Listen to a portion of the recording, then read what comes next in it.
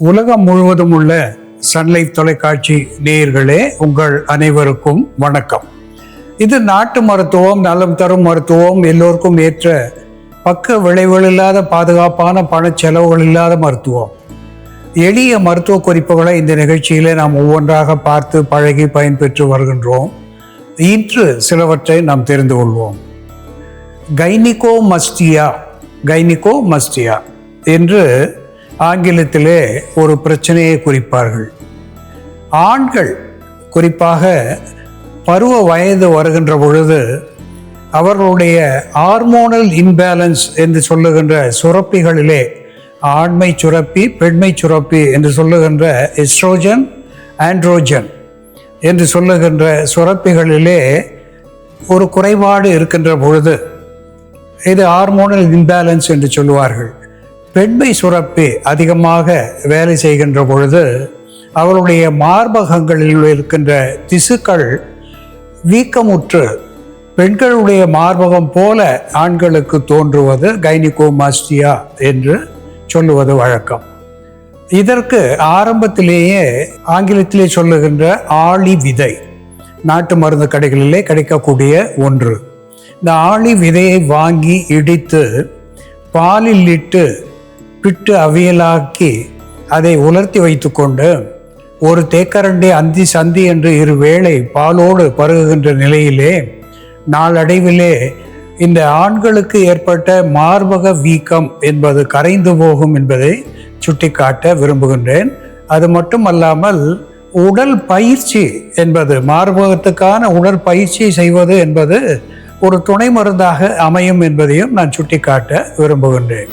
அன்பான நேயர்களே, கேஸ்ட்ரிட்டிஸ் என்ற ஆங்கிலத்திலே சொல்லப்பெறுகின்ற ஒன்று வயிற்றிலே வாயு சேருவது, வயிற்று பொறுமல், வயிற்று உப்புசம், இப்படி ஒரு நிலை ஏற்படுகின்ற பொழுது ஓமம், அஜ்வைன் ஒரு அற்புதமான மருந்தாகி அதனோடு சுக்கு சேர்க்கின்ற பொழுது ஜிஞ்சிபர் அஃபிஷினேல் என்கின்ற சுக்கு சேர்த்து, ஓமம் ஒரு தேக்கரண்டி, சுக்கு அரை தேக்கரண்டி, போதிய பாறை உப்பு, த ராக் சால்ட், இவை நாட்டு மருந்து கடையிலே கிடைக்கக்கூடிய ஒன்று. சுவைக்கு ஏற்றபடி இந்த உப்பு சேர்த்து, ஓமம், சுக்கு, பாறை உப்பு, இவை மூன்றையும் சேர்த்து வைத்து கொண்டு எப்பொழுதெல்லாம் நமக்கு வயிற்று உப்புசம், வயிற்று எரிச்சல், வயிற்று பொறுமல் ஏற்படுகிறதோ அப்பொழுதெல்லாம் அரை தேக்கரண்டி அளவு காலை மாலை இரவு என்று 3 வேளை சுடுநீரோடு பருகுகின்ற பொழுது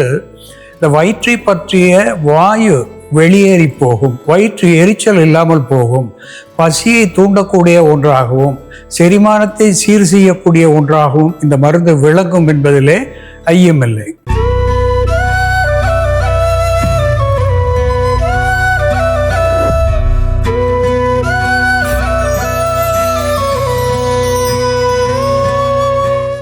அன்பான நேயர்களே, ஆளுக்கு அழகு வெளிப்புற தோல் என்பது நாம் பலமுறை பார்த்திருக்கின்றோம்.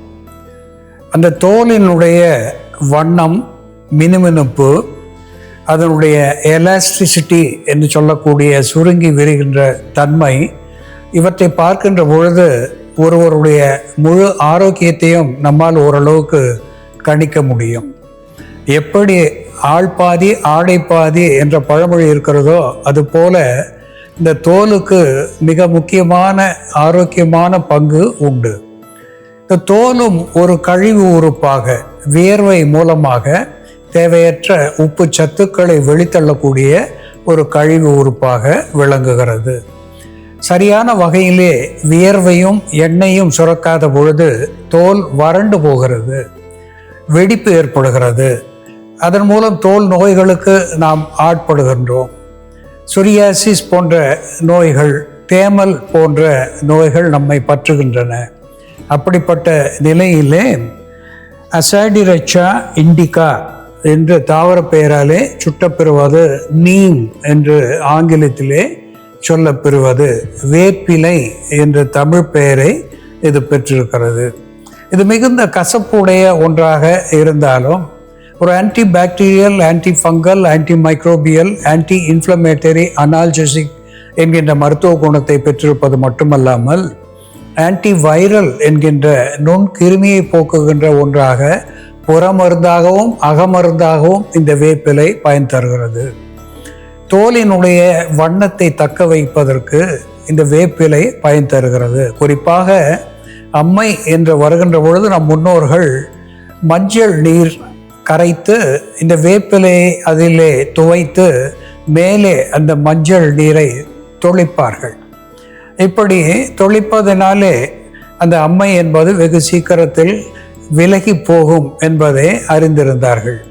வேப்பிலையை முற்றத்திலே கட்டி வைப்பார்கள். அதனாலே அது ஒரு ஆன்டி பாக்டீரியல் என்கின்ற மருத்துவ குணத்தை பெற்றிருப்பதனாலே நோயுற்றவர்கள் வீட்டில் இருக்கின்ற பொழுது வெளியிலிருந்து வருபவர்களை அது ஒரு மெட்டல் டிடெக்டர் போல இந்த வேப்பிலை அவர்களை நோய் நீக்கி உள்ள அனுப்புவதாக ஒரு நம்பிக்கை நமக்கு இருக்கின்றது. அந்த வகையிலே வேப்பிலை ஒரு அற்புதமான மருந்தாகி பயன் தருகிறது. அதனோடு ரிட்டியா டிங்டோரியா என்று சொல்லப்பெறுகின்ற வெப்பாலை, இந்த வெப்பாலை இந்திரஜாவ் என்று வடமொழி பெயரை பெற்றிருக்கிறது.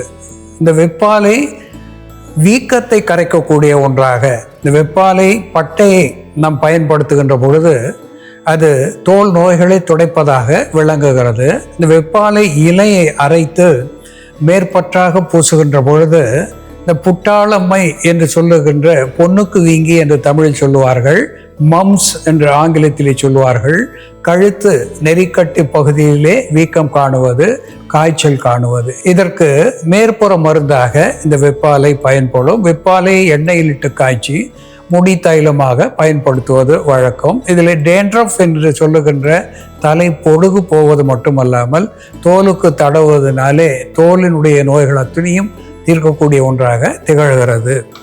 இதோடு அகாலிப்பா இண்டிகா என்று சொல்லக்கூடிய குப்பை மேனி, மேனி உடல் குப்பை போல இருக்கின்ற ஒன்றை பளபளக்க செய்வதனாலே இதற்கு குப்பை மேனி என்று சொன்னார்கள். இது ஒரு பிளட் பியூரிஃபையர் என்கின்ற வகையிலே குருதியை சுத்திகரிக்கக்கூடிய நிலையிலே உள்மருந்தாக இதனுடைய தீநீர் நமக்கு பயன் தருகிறது. குப்பை மேனியும் சுண்ணாம்பையும் சேர்த்து மேற்புற மருந்தாக பூசுவதனாலே வண்டுக்கடி, சில்விஷங்கள் என்று மருத்துவ பாஷையிலே சொல்லுவார்கள்.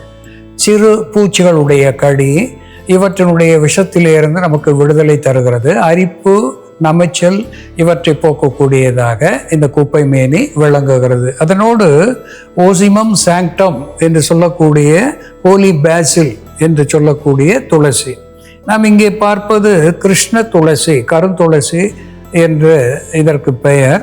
சாதாரண துளசியும் இதுவும் மருத்துவ குணத்தில் ஒன்றாக இருப்பதனாலே இரண்டையுமே நாம் பயன்படுத்தலாம். துளசியும் உள்மருந்தாக புறமருந்தாக இருந்து பல்வேறு நோய்களை புறந்தள்ளுவதாக இது விளங்குகிறது. அன்பான நேயர்களே, இன்று இந்த வெப்பாலை, வேப்பிலை, துளசி, குப்பை மேனி எப்படி மருந்தாகிறது என்று நாம் பார்த்து தெரிந்து கொள்வோம். வாருங்கள் நேயர்களே, நாம இன்னைக்கு நமக்கு எளிமையா கிடைக்கக்கூடிய சில மூலிகைகளை பயன்படுத்தி தோல் நோய்களுக்கான பொதுவான மருந்துகள் எப்படி தயார் பண்றதுன்னு பார்க்கலாம். முதல்ல நம்ம எல்லா விதமான தோல் நோய்க்கும் எடுத்துக்கொள்ளக்கூடிய ஒரு எளிமையான மருந்து, உள் மருந்து பரங்கிப்பட்டையை பயன்படுத்தி தயார் பண்ணலாம். இதற்கு தேவையான பொருட்கள்: பரங்கிப்பட்டை சூரணம், காய்ச்சிய பசும்பால். நமக்கு அலர்ஜி, டெர்மடைட்டிஸ், சொரியாசிஸ் போன்ற பிரச்சனை இருந்ததுன்னா, ட்ரை ஸ்கின் இருந்தால் கூட இந்த பரங்கிப்பட்டை சூரணம் சித்தா மெடிக்கல் ஷாப்ஸில் கிடைக்கும், சித்த மருந்தகங்களில் கிடைக்கும்.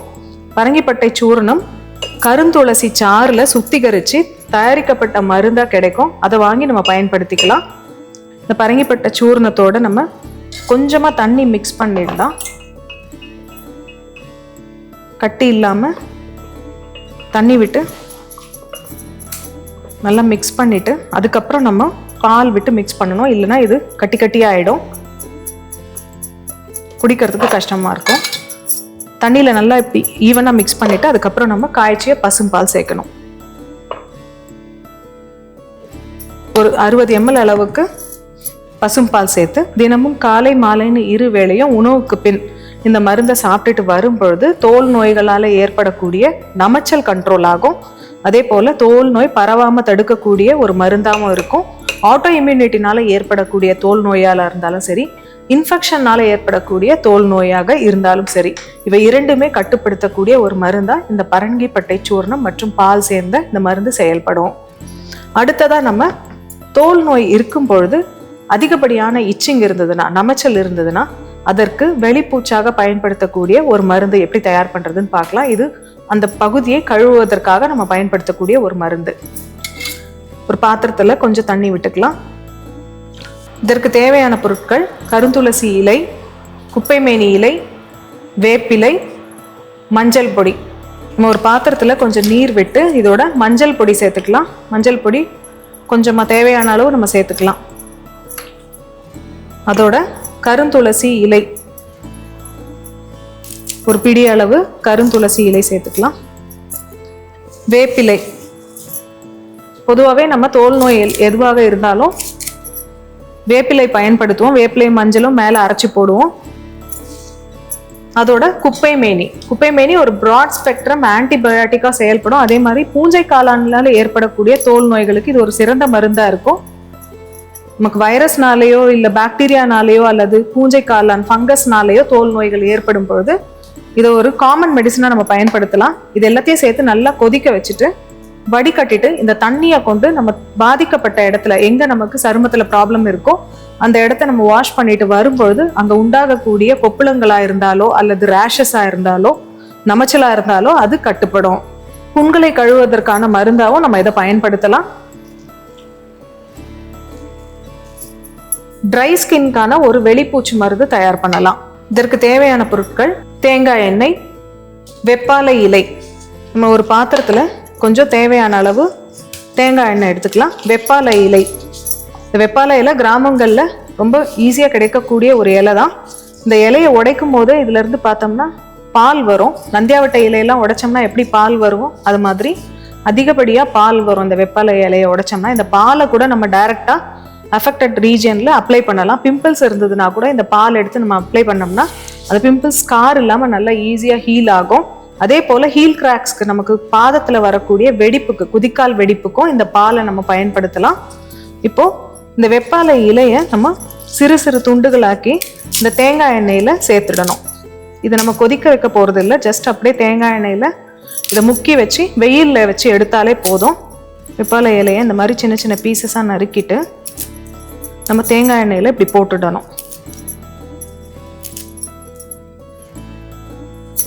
போட்டு இது நல்லா டிப் பண்ணிட்டு மேலே ஒரு மெல்லிய துணி கட்டிட்டு இதை நம்ம அப்படியே வெயிலில் வச்சிட்டோம்னா ஒரு 3 நாளைக்கு வெயிலில் வச்சு நம்ம எடுத்தோம்னாலே அந்த தைலம் இந்த கலரில் நமக்கு வரும். ஆரம்பத்தில் பிங்க் கலரில் இருக்கும், அதுக்கப்புறம் நல்லா இண்டிகோ கலரில் ஆகிடும். இந்த வெப்பாலை தைலத்தை நம்ம தோலில் எங்கே ட்ரைனஸ் இருக்கோ, இச்சிங் அதிகமாக இருக்கோ, சொரியாசிஸ் போன்ற பிரச்சனை இருந்தாலோ நம்ம இந்த வெப்பாலை தைலத்தை தொடர்ந்து மேலே அப்ளை பண்ணிட்டு வரும்பொழுது அந்த இடத்துல இருக்கக்கூடிய நமைச்சல் கண்ட்ரோல் ஆகும். ரொம்ப ஸ்கேலியாக இருந்ததுன்னா ஸ்கின் நார்மல் ஆகும்.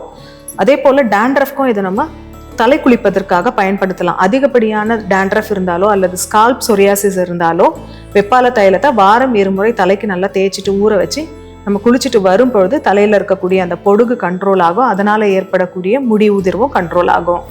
அன்பான நேயர்களே, தோல் நோய்கள் என்று சொல்லுகின்ற பொழுது அரிப்பு, நமைச்சல் இவை மட்டுமல்லாமல் தலையிலே ஏற்படுகின்ற டேண்ட்ரஃப் என்கின்ற பொடுகு, ஆரம்பத்திலே தலை பொடுகாக ஏற்படுவது பின்னாளிலே ஸ்கால்ப் சொரியாசிஸ் என்று மாறுகின்ற ஒன்றாக நாம் பார்க்கின்றோம்.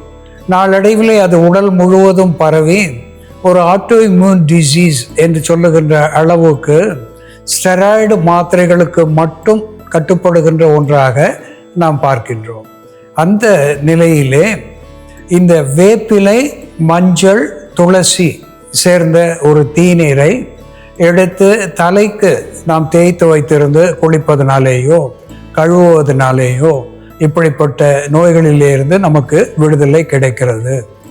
அது மட்டுமல்லாமல் வேப்பிலையும் மஞ்சளையும் அரைத்து மேற்பற்றாக விழுதாக பூசுவதனாலே இது தோல் நோய்களை போக்கக்கூடியதாக, தேமல் போன்ற நோய்களிலே இருந்து விடுதலை தருவதாக விளங்குகிறது. ரிட்டியா டிங்டோரியா என்று சொல்லக்கூடிய வெப்பாலை, இந்த வெப்பாலை இலை எடுத்து அதை தேங்காய் எண்ணெயிலே நனைத்து 3 நாட்கள் நல்ல வெயிலிலே வைக்கின்ற பொழுது நல்ல சிவந்த நிறத்தை அந்த எண்ணெய் பெற்றுவிடும்.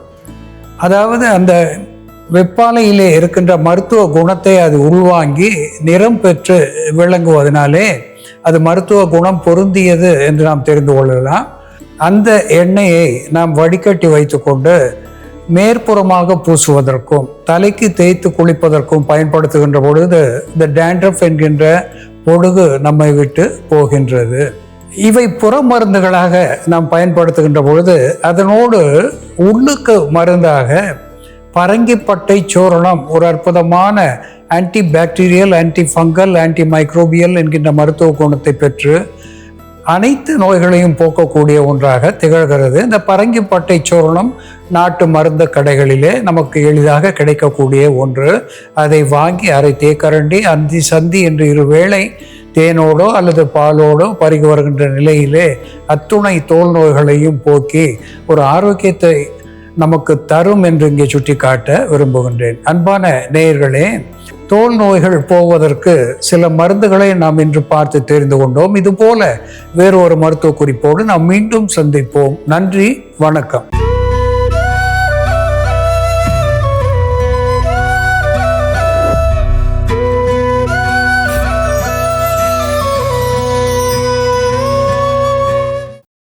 இன்னும் பல வீடியோக்களை காண சன் லைஃப் சேனலை சப்ஸ்கிரைப் பண்ணுங்க.